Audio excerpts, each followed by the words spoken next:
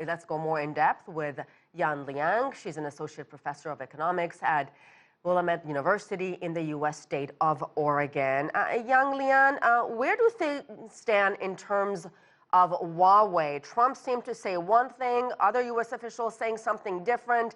Is this company at this point blacklisted by the United States or not? This is a great question. I think Trump took his administration by surprise when he announced the easing of Huawei ban at Osaka with President Xi's meeting.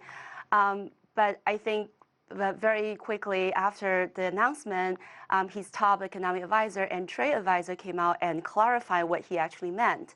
So what they said basically is that Trump would allow for more business licensees to sell to Huawei, but these are going to be low-tech chips. They're not going to threaten national security. And this is not the same as to say removing Huawei from the entity list. And I think Trump also made that point clear when he said removing Huawei from the entity list will be left until the very end, towards the end of the trade deal. So without some kind of clarification from the U.S. or policy change from this administration, what would you advise a U.S. company that wants to do business with Huawei? I think business in the U.S. are left in limbo. So a lot of businesses are not really clear how exactly they are able to apply for business licensees to sell certain products to Huawei, and exactly what kind of products are still not clear.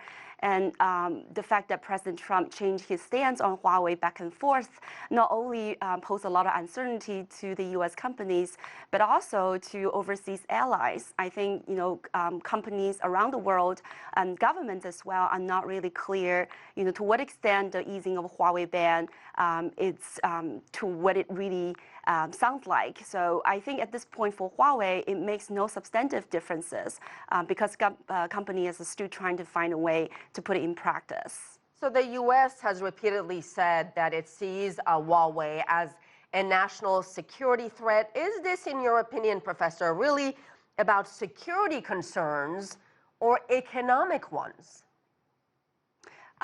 Again, I think changing stance back and forth on Huawei ban undermines the legitimacy of this national security concern, sort of a reason that backs the ban.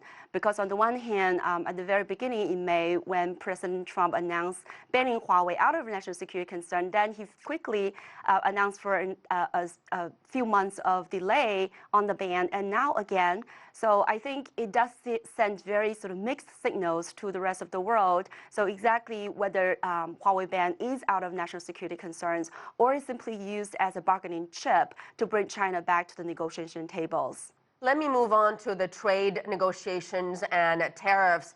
You and I actually had a conversation right before the G20 summit, and you said you believe the two sides would reach some kind of truce, and that exactly is what happened.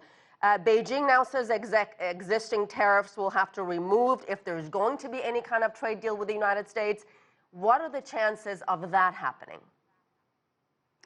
I think this is the most thorny question.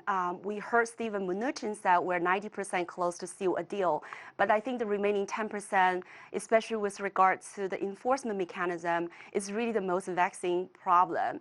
I think Washington wants to keep the tariff as an enforcement mechanism, and China finds it very identifying and challenging to China's national, core interests and sovereignty. So I think this is going to be difficult because it is possible to have a third-party arbitrator to make sure the trade deal is enforced. But because of Trump's administration's deep distrust in the third party like WTO and other supranational entities, I think it's very difficult for both sides to agree on a enforcement mechanism. So I think this will be the most difficult a step towards the whole trade deal. Professor Yan Liang, thank you so much.